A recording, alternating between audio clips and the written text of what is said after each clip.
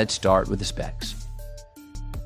The Ring Car Cam features dual-facing HD cameras that capture high-quality video footage in both day and night conditions. The road-facing camera is designed to capture detailed driving footage, while the cabin-facing camera is there to protect your car against break-in. The Ring Car Cam also comes with motion detection technology that sends real-time notifications to your smartphone when it detects movement in or around your car.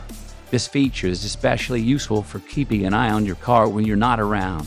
One of the most impressive features of the Ring Car Cam is the live view and two-way talk functionality. This means that you can use your smartphone and the Ring app to see inside your car and talk to anyone who might be inside.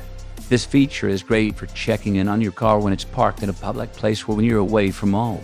The Ring Car Cam also comes with a built-in privacy cover that allows you to block the cabin-facing camera when you don't want it to record.